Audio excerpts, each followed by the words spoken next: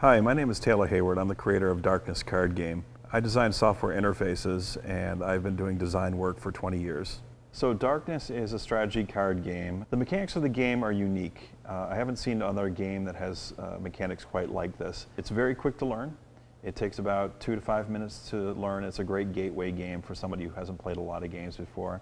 So what makes Darkness a lot of fun is there's social elements to it, there's a lot of bluffing, there's some information that is both hidden but also apparent, and there's lots of things to think about in the middle of the board. You can play casually if you'd like and still do quite well, but if you want to get the edge on your opponent, you can really outthink them and outbluff them and come up with a great play. So there are 166 small-sized cards in the game. There are 75 cards for the 5 different players. Each player gets 15 cards. There are 20 relic cards, which you can earn throughout the course of the game.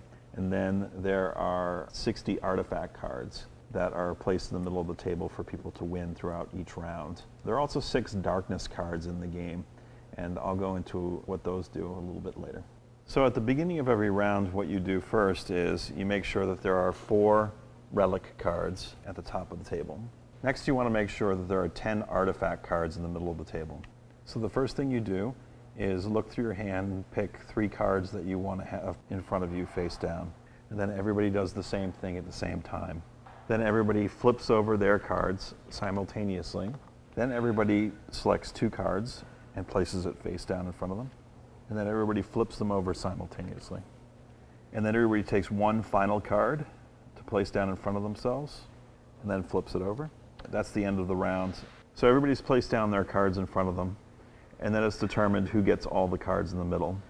The person with the largest number of green cards gets the cards with the large green dot and places them down in front of themselves. This card is tied between this player and this player with 2 yellows each. But since this player has 1 red card, the same as the small dot color, this player gets this card because that player has no red cards. This card also has a yellow dot on it, and this player has 2 yellow cards, and that player has 2 yellow cards. So we move to the tiebreaker, which is green. This player has 1 green card, and that player has 1 green card as well. So they both tied to this card, so this card goes out of the game. This person got 2 red, 2 blue, and 2 yellow cards, so they get the gem relic card. If a player plays 3 oranges and a blue out of their hand, the darkness is dispelled and taken out of the game.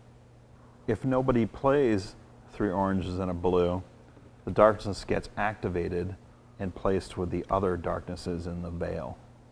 Once 3 darknesses accumulate, darkness falls in the game, and people have to discard their artifact cards down to the person who has the least number of artifacts in the game. At the end of the 6th round, the game ends. The end game scoring is determined by the number of artifacts and relics that you have. Each set of artifact cards is worth a certain number of points for the player. 3 torches is worth 4 points. 2 henges is worth 2 points. These 2 relics are each worth 3 points for a total of 6 points. In case of a tie, the number of darkness cards a player has dispelled is the tiebreak. And that's how you play Darkness. Thank you for coming to the Kickstarter page. If you're interested in learning more about it, download the print and play PDF and take a look. If you like what you see, come back and back the game and share it with your friends.